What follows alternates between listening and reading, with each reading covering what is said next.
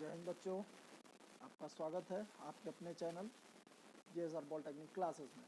तो जैसा कि आप जानते हैं, आप बड़ी बेसब्री से इंतज़ार कर रहे थे कि पॉलिटेक्निक, बिहार पॉलिटेक्निक और आईटीआई के जो काउंसलिंग है, ऑनलाइन काउंसलिंग है, उसके डेट के बारे में। तो आपका जो इंतज़ार था वो अब दूर हो चुका है।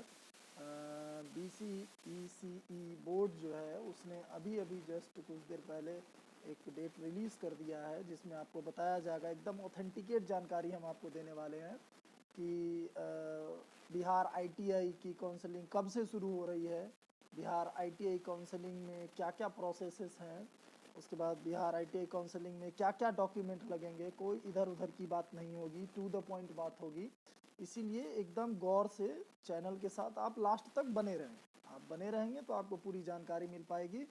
तो बिल्कुल भी स्किप ना करें, एक एक स्टेप की जानकारी लें ताकि आप अच्छे से काउंसलिंग करा पाएँ और अच्छे ट्रेड्स आप पा सकें। तो आइए देखते हैं क्या क्या जानकारी आई है। जैसा कि आप देख पा रहे हैं, ये विज्ञापन 12/1/2021 जस्ट आज के तारीख को ही ये अभी जस्ट रिलीज़ हुई है बिहार संयुक्त प्रवेश प्रतियोगिता परीक्षा परिषद के द्वारा। इसमें आप देख सकते हैं ये आईटीआई को लेकर के है, ये ऑनलाइन काउंसलिंग कार्यक्रम से संबंधित सूचना है। इसको मैं आपको ऊपर दिखाने का प्रयास कर रहा हूँ। ये जो आपको पूरा दिख रहा है, इसमें आपको मैं सीधा नीचे ले चलने का प्रयास करता हूँ, जहाँ आप डेट देख पाएंगे। आप यहाँ देख सकते हैं सीट मैट्रिक्स के नीचे starting date of online registration and choice filling for seat allotment 15/1/2021 से किया जा रहा है। मतलब आप 15 जनवरी से इसको कर सकते हैं। आईटीआई, बिहार आईटीआई के लिए ऑनलाइन काउंसलिंग की डेट आ गई है। आप इसको 15 जनवरी से कर सकते हैं और लास्ट डेट 24 जनवरी तक है। 15 जनवरी, ध्यान से सुनिएगा, 15 जनवरी से आईटीआई के लिए काउंसलिंग स्टार्ट हो रही है। बिहार पॉलिटेक्निक 2021 की काउंसलिंग है और 24 जनवरी 2021 तक इसका अंतिम डेट है। याद रहे, ये सिर्फ एक बार आपको मौका मिलेगा, इसमें दोबारा मौका आपको नहीं मिलेगा। अगर इस बार अगर आप चूक गए, अगर इस टाइम पीरियड में अगर आप रजिस्ट्रेशन नहीं करते हैं, काउंसलिंग नहीं कराते हैं, अपना चॉइस फिलिंग नहीं करते हैं, तो याद रहे आपको दोबारा मौका नहीं मिलेगा। ये एकदम स्पष्ट रूप से आपको याद रखना है। तो आइए ज़रा ऊपर हम चलते हैं और देखते हैं कि क्या क्या इसके स्टेप्स है और कैसे कैसे आपको काम करना है इसमें। तो जैसा कि आप देख सकते हैं, इसमें ए करके दे दिया है, आईटीआई कैट 2020 के परीक्षा फल के आधार पर पात्रता प्राप्त सभी अभ्यर्थी परिषद के उक्त वेबसाइट, जो कि वेबसाइट आपको BCECE वेबसाइट में जब जाएंगे तो आपको मिल जाएगा, उसी लिंक पर क्लिक करने के बाद अपना रोल नंबर और जन्म तिथि डालकर रैंक कार्ड प्राप्त कर लें। इसके बाद आपको आता है अगला जो है ऑनलाइन काउंसलिंग का, जिसको हम लोग बोलते हैं ऑनलाइन चॉइस फिलिंग, जो बी ऑप्शन में 1 नंबर में आपको दिख रहा है। प्रक्रिया हेतु अभ्यर्थी ऑनलाइन काउंसलिंग पोर्टल पर जा करके क्या करेंगे, वो ऑनलाइन काउंसलिंग में रजिस्ट्रेशन और चॉइस भरने हेतु सबसे पहले click here for new registration का एक लिंक आएगा, उस पर आपको क्लिक करना है और तब जाकर अपना रजिस्ट्रेशन कर लेना है। उसके बाद न्यू रजिस्ट्रेशन के उपरांत आप देख सकते हैं अभ्यर्थी अपने यूज़र आईडी एवं पासवर्ड से अपने अकाउंट में लॉगिन कर अपनी प्राथमिकता के अनुसार अधिक से अधिक इंस्टीट्यूट और ट्रेड्स का चॉइस करेंगे। मतलब आपको जिन जिन कॉलेजेस में एडमिशन लेनी है और जो जो ट्रेड आपको चाहिए, आप वो कॉलेज और वो ट्रेड आपको जो पसंद आएगा उसको आप 1 बाय 1 भर सकते हैं। जितने कॉलेज होंगे सारे में और ऑल ब्रांच में भरने के लिए आप स्वतंत्र हैं, भर सकते हैं। मैं बार बार पुनः एक बार कह रहा हूँ, ये एक ही बार आपको मौका मिलेगा, इसमें सुधार की भी कोई गुंजाइश नहीं है, न दोबारा आपको मौका मिलेगा। तो आप एक ही बार में इसको कर लेंगे और अपने दोस्तों को, सारे लोगों को इसको शेयर करेंगे ताकि ज़्यादा से ज़्यादा बच्चों को ये जानकारी मिल पाए कि समय कम है। 15 जनवरी से 24 जनवरी तक ही आपको समय दिया गया है, तो इसी के बीच में आपको ये काम कर लेना होगा, अन्यथा आपको दोबारा मौका नहीं मिलेगा। तो आपकी सजगता से आपका भी काम होगा और आपके कुछ मित्रों का भी मदद हो सकता है। तो उनकी जानकारी के लिए भी वीडियो को ज़्यादा से ज़्यादा शेयर ज़रूर करेंगे, सब्सक्राइब भी करते रहेंगे। चलिए आगे आते हैं। उसके बाद इसमें आपको चॉइस को लॉक करने का ऑप्शन आएगा, लॉक कर देंगे। लॉक करने के बाद उसका प्रिंट आउट निकाल लेंगे। फिर अगला आप देख सकते हैं नोट में है कि चॉइस लॉकिंग एवं अनलॉकिंग की प्रक्रिया ओटीपी ऑथेंटिकेशन के माध्यम से की जाएगी। मतलब आपको इसके लिए भी एक ओटीपी आएगा जिसे अभ्यर्थी के द्वारा पंजीकृत मोबाइल नंबर या ईमेल आईडी पर भेजा जाएगा। तो जो मोबाइल नंबर आप फॉर्म भरने समय दिए थे और ईमेल आईडी, उस दोनों को साथ में लेकर के ही जाइएगा, उसको छोड़ कर मत जाइएगा मोबाइल नंबर को, क्योंकि उसी मोबाइल नंबर पर ओटीपी आएगा, ध्यान रहे इस चीज़ को। एवं ईमेल आईडी दोनों आप लेकर के जा सकते हैं। अगर मोबाइल नंबर है तो उससे भी काम चल जाएगा, नहीं तो ईमेल आईडी पर भेजा जाएगा। साथ ही यह भी सूचित किया जाता है कि पंजीकृत मोबाइल नंबर एवं ईमेल आईडी को किसी भी शर्त पर बदला नहीं जा सकता है। मतलब आप जो मोबाइल नंबर और ईमेल आईडी फॉर्म भरते वक्त रजिस्टर्ड किए थे, उसको अभी आप नहीं बदल सकते हैं। आपको उसी दोनों के साथ आगे काम करना होगा। तो जो मोबाइल नंबर दिए थे वो लेकर जाएंगे साथ में, अगर वो नहीं है तो ईमेल आईडी, दोनों में से कोई एक आपके साथ होना ही चाहिए। अगला नंबर, तीसरे नंबर में हम देखते हैं ऑनलाइन काउंसलिंग हेतु रजिस्ट्रेशन एवं चॉइस फिलिंग की प्रक्रिया वन टाइम है। मैंने पहले ही आपसे कहा था ये वन टाइम है, आपको एक ही बार मौका मिलेगा।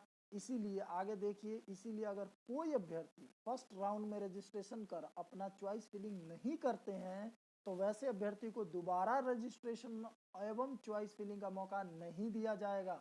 आप देख सकते हैं ये बोर्ड की तरफ से ऑथराइज लेटर है, इसमें स्पष्ट कहा गया है, इस नोटिस में कहा गया है कि उसको दोबारा मौका नहीं दिया जाएगा। तो आप इसको एक ही बार में और सही सही भरेंगे ताकि आपको दिक्कत नहीं हो। एक बार लॉक कर देने के बाद दोबारा आप इसको एडिट नहीं कर पाएंगे। चौथे नंबर पर आप देख सकते हैं अभ्यर्थी अपना सीट आवंटन रिजल्ट देखने हेतु निर्धारित तिथि से अपने अकाउंट में लॉगिन कर अपना सीट आवंटन रिजल्ट देख सकते हैं। जैसा कि मैंने आपसे कहा कि ये जो चॉइस फिलिंग है ऑनलाइन काउंसलिंग का, ये 15 जनवरी से स्टार्ट होगा और अंतिम तारीख जो है वो 24 जनवरी है। और उसके बाद पहला राउंड का जो आपको सीट अलॉटमेंट होगा, रिजल्ट पब्लिश होगा, वो 29 जनवरी को होगा। और आप डाउनलोड कर सकते हैं इसको 29 जनवरी से ही 5 फरवरी तक आप इसको डाउनलोड कर सकते हैं। ठीक है, तो यही आपको बताया जा रहा है कि उसी के बीच में आपको क्या करना है, इसको डाउनलोड कर लेना है, प्रोविजनल अलॉटमेंट ऑर्डर को डाउनलोड कर लेना है।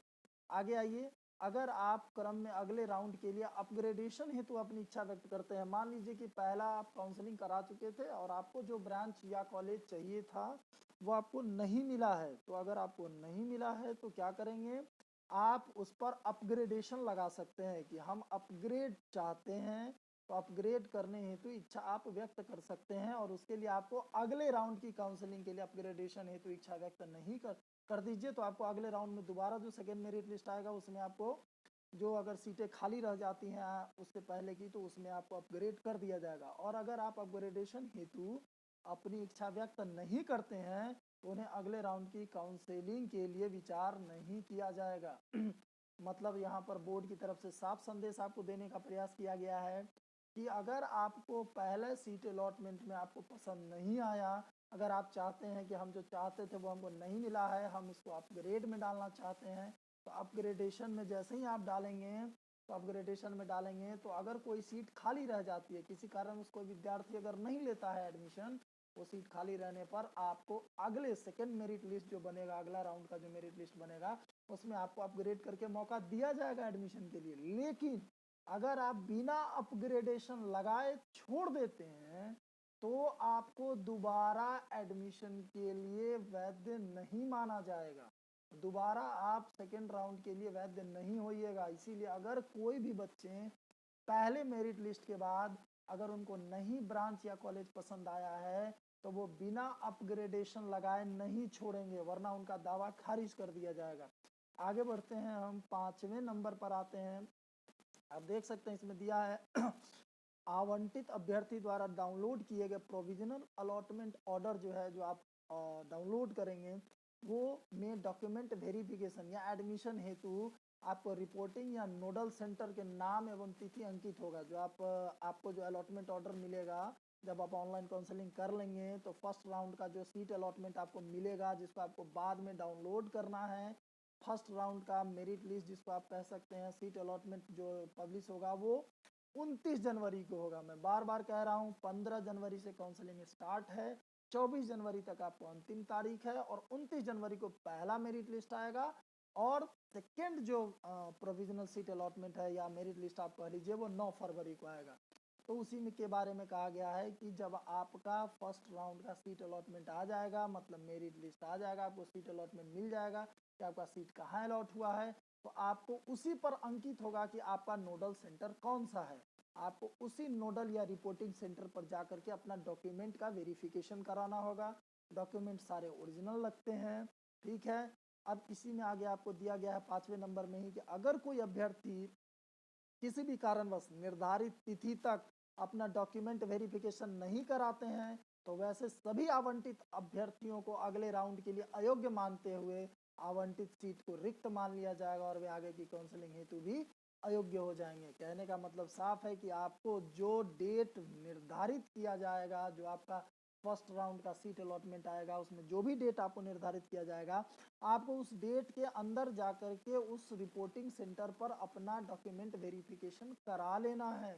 अगर आप अपना डॉक्यूमेंट वेरिफिकेशन उस तारीख के अंदर नहीं कराते हैं तो आपको अगले किसी भी तारीख जो कि मान्य नहीं है उस पर जाने से आपके दावे को अमान्य मान लिया जाएगा। मतलब आप किसी भी तरीके से एडमिशन कराने के लिए बोर्ड को बाध्य नहीं कर सकते हैं, आपका दावा खारिज कर दिया जाएगा।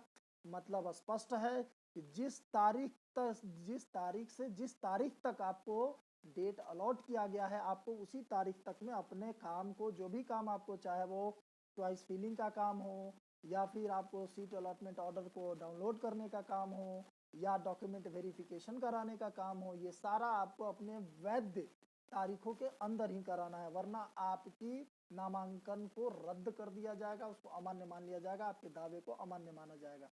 आप देख सकते हैं किसी अभ्यर्थी का अगर फर्स्ट राउंड में सीट अलॉट नहीं होता है तो वो सेकेंड राउंड का इंतजार करेंगे, सेकेंड मेरिट लिस्ट का इंतजार करेंगे क्या होता है।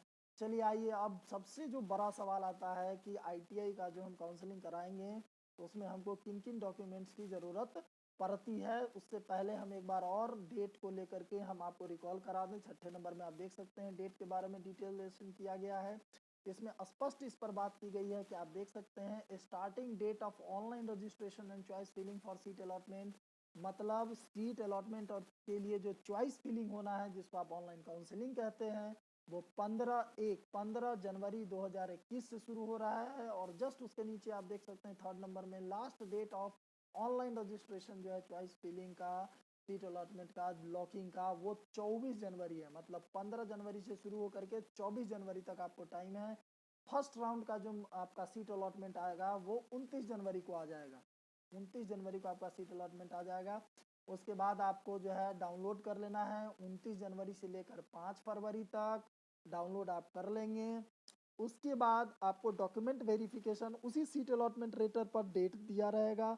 आपको आपका ये भी दिया रहेगा नोडल सेंटर, जिसको रिपोर्टिंग सेंटर बोलते हैं, किसी कॉलेज में आपको भेजा जाएगा कि आप उस कॉलेज में जा करके जो है सो अपना डॉक्यूमेंट वेरिफिकेशन करा लें। तो फर्स्ट राउंड का डॉक्यूमेंट वेरिफिकेशन जो है वो 30 जनवरी से लेकर के 5 फरवरी तक है, तो आप इसी बीच में करा लेंगे। अगर किन्हीं बच्चों का पहला मेरिट लिस्ट में पहले राउंड में नाम नहीं आता है तो वो घबराएंगे नहीं, वो सेकेंड राउंड का इंतज़ार करेंगे। मैं फिर से रिपीट कर रहा हूँ, पहले राउंड में नाम नहीं आता है तो वो सेकेंड राउंड का इंतज़ार करेंगे। और अगर पहले राउंड में आपको अपना सीट पसंद नहीं आता है और कॉलेज, तो आप अपग्रेडेशन लगाना न भूलें। अगर आप अपग्रेडेशन नहीं लगाएंगे तो आपका दावा खारिज कर दिया जाएगा, आप अगले राउंड में नामांकन के लिए वैध नहीं होंगे। तो बिना अपग्रेडेशन लगाए आगे नहीं बढ़ें। सेकेंड राउंड का जो आना है, अगर मान लीजिए फर्स्ट राउंड में नहीं आता है तो सेकेंड राउंड का इंतजार करेंगे। और सेकेंड राउंड का जो डेट है वो है 9 फरवरी। 9 फरवरी को सेकेंड राउंड का आना है। उसके बाद है आपको डाउनलोड करना का जो ऑप्शन आएगा सेकेंड राउंड का सीट अलॉटमेंट का, वो 9 फरवरी से ही 14 फरवरी तक है। और जो डॉक्यूमेंट वेरिफिकेशन आपको कराना है सेकेंड राउंड का, वो 10 फरवरी से 14 फरवरी तक कराना है। और ये कहाँ कराना है, तो ये जो सीट अलॉटमेंट का जो लेटर आपको आएगा उसी पर अंकित होगा कि आपका नोडल सेंटर कहाँ है, वहीं जाकर आपको डॉक्यूमेंट वेरिफिकेशन अपना कराना है। आगे आइए 7वें नंबर में आप देख सकते हैं इसमें स्पष्ट लिखा गया है कि इंटरनेट व्यवधान के लिए परिषद उत्तरदायी नहीं होगा। मतलब अगर इंटरनेट की वजह से कोई अगर गड़बड़ी होता है तो उसके लिए बोर्ड जिम्मेवार नहीं होगा। अतः अभ्यर्थी अंतिम तिथियों का इंतजार नहीं करेंगे एवं उससे पूर्व सभी प्रक्रिया पूरी कर लेंगे। अगला है 8वां नंबर, डॉक्यूमेंट वेरिफिकेशन के समय सभी पात्रता प्राप्त आवंटित प्रत्येक अभ्यर्थी निम्नवत अभिलेखों के साथ निर्धारित रिपोर्टिंग या नोडल सेंटर पर जाएंगे। मतलब अब बारी आती है कि आपको कौन कौन से मेन डॉक्यूमेंट लगने वाले हैं, जिसको लेकर ही आपको जो है वो नोडल सेंटर या रिपोर्टिंग सेंटर पर जाना है, ताकि आपका डॉक्यूमेंट वेरिफिकेशन हो सके। एक चीज और इसमें स्पष्ट कहा गया है कि पृष्ठ 1 एवं 2 में उल्लिखित सक्षम पदाधिकारी द्वारा निर्गत सभी निम्नांकित मूल प्रमाण पत्र, याद रहे जो भी आप लेकर जाएंगे वो ओरिजिनल डॉक्यूमेंट्स होने चाहिए एवं एक एक स्व सत्यापित फोटो प्रति के साथ लाना अनिवार्य है। मतलब स्पष्ट है इसमें सारा ओरिजिनल डॉक्यूमेंट लेकर जाएंगे और एक एक फोटो कॉपी भी लेकर जाना है। तो आप अपनी सहूलियत के लिए कम से कम 3 फोटो कॉपी इच डॉक्यूमेंट का करा लेंगे। एक का वहाँ काम पड़ेगा, हो सकता है 2 डॉक्यूमेंट आप अपने पास रखेंगे, किसी और काम के लिए कभी ज़रूरत पड़ेगा तो आपको इंतज़ार नहीं करना पड़ेगा, आपके पास फोटोकॉपी रहेगी तो आप उससे आगे का काम कर पाएंगे। तो चलिए आइए आगे बढ़ते हैं, कौन कौन से वो डॉक्यूमेंट हमको चाहिए फटाफट उसको भी हम देख लेते हैं। तो इसमें है आपका डॉक्यूमेंट वेरिफिकेशन हेतु प्रमाण पत्र या अभिलेखों की सूची, आप देख सकते हैं यहाँ शुरू हो गया है आपके लिए। तो आप यहाँ पर देख सकते हैं सबसे पहला है मैट्रिक या समकक्ष परीक्षा का मूल प्रवेश पत्र, आप देख सकते हैं आपको दिख रहा होगा। मैट्रिक का मूल प्रवेश पत्र आपको लेकर जाना है, ठीक है। उसके बाद है आपको मैट्रिक का मूल प्रवेश पत्र, मतलब जो आप एडमिट कार्ड आपका ओरिजिनल होगा, मैट्रिक का एग्जाम दिए होंगे उसका एडमिट कार्ड आपको लेकर जाना है। उसके बाद मूल अंक पत्र, मतलब ओरिजिनल मार्कशीट आपको लेकर जाना है। उसके बाद है या मूल अंक पत्र तथा मूल या औपबंधिक प्रमाण पत्र, आपको औपबंधिक मतलब प्रोविजनल एक सर्टिफिकेट होगा आपके पास वो लेकर जाएं, और नहीं तो अगर आपके पास ओरिजिनल 10th का सर्टिफिकेट है, जो कुछ साल पहले पास कर गए होंगे उनके पास ओरिजिनल 10th का सर्टिफिकेट होगा वो आप लेके जा सकते हैं। जो अभी जस्ट हुए हैं उनको एक प्रोविजनल सर्टिफिकेट मिलेगा वो आपको लेकर जाना होगा।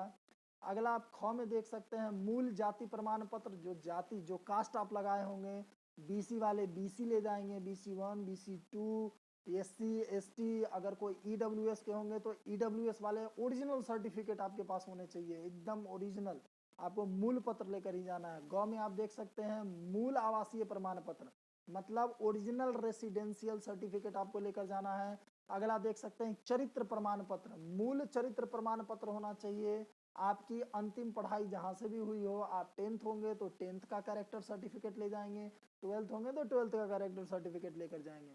विवरण पुस्तिका पृष्ठ 1 एवं 2 में वर्णित अन्य प्रमाण पत्र जहां लागू हो, यथा जैसे आप EWS हैं तो इकोनॉमिकल वीकर सेक्शन आप वो लेकर जाएंगे, मूल प्रमाण पत्र होना चाहिए। भूतपूर्व सैनिक वाले अगर कोटा का भरे होंगे तो SMQ कोटा का सर्टिफिकेट लेकर जाएंगे। कोई अगर विकलांगता कोटा के तहत भरे होंगे तो वो DQ कोटा का सर्टिफिकेट लेकर जाएंगे। आप जिस किसी भी आरक्षण कैटेगरी का लाभ लेना चाहते हैं उसका आपको मूल प्रमाण पत्र वहां देना होगा। ये क्या स्पष्ट है। चलिए आगे बढ़ते हैं। उसके आगे है आपको कॉपी ऑफ आधार कार्ड। अब आधार कार्ड तो ओरिजिनल नहीं देंगे ना किसी को, तो आधार कार्ड की आपको देनी है फोटो कॉपी। चलिए ठीक है आगे बढ़ते हैं।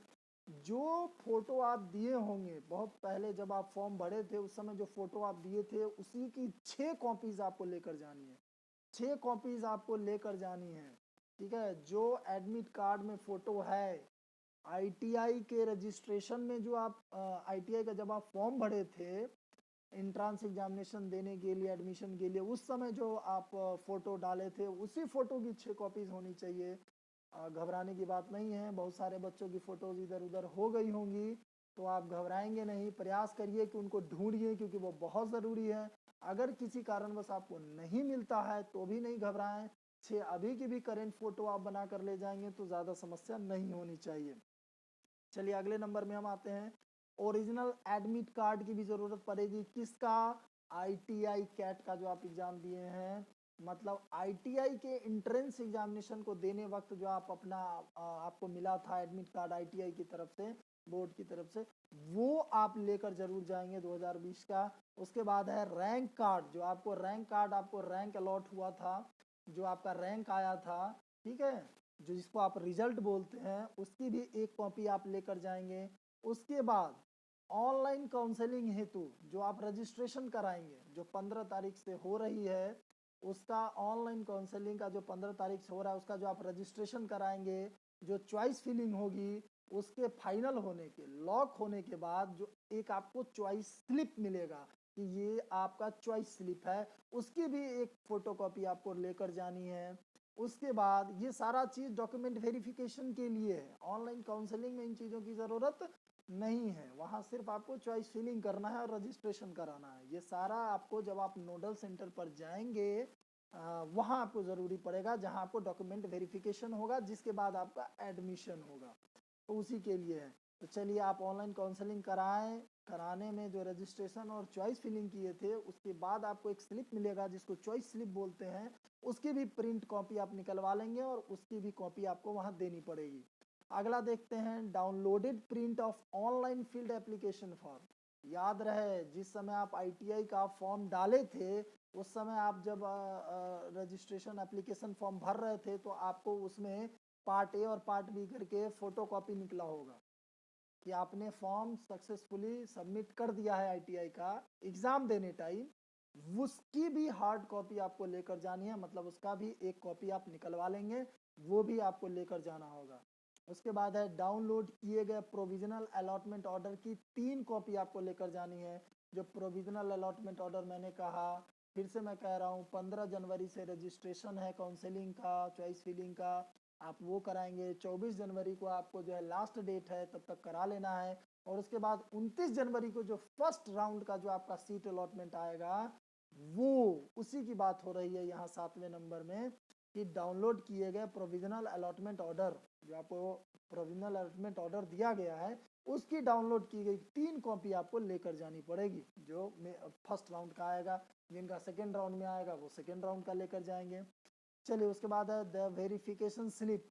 ये आपको एक आ गया, द वेरिफिकेशन स्लिप है, जांच पर्ची है, in 2 copies as downloaded along with biometric form in 1 copy. साक्षात्कार या डॉक्यूमेंट वेरिफिकेशन के समय साथ लाना अनिवार्य है। तो वेरिफिकेशन स्लिप आपको मिल जाएगा, उसको आपको डाउनलोड कर लेना है। ये भी आपको बोर्ड के वेबसाइट से ही मिलेगा। BCECE बोर्ड जो है आपका, बिहार चयन परिषद जो ये बोर्ड है, इसी की वेबसाइट से आपको ये स्लिप आपको डाउनलोड कर लेना है, ठीक है, वहीं से आपको ये भी मिल जाएगा। चलिए, आगे बढ़ते हैं हम, इसकी भी कॉपी आपको ले जाना अनिवार्य है।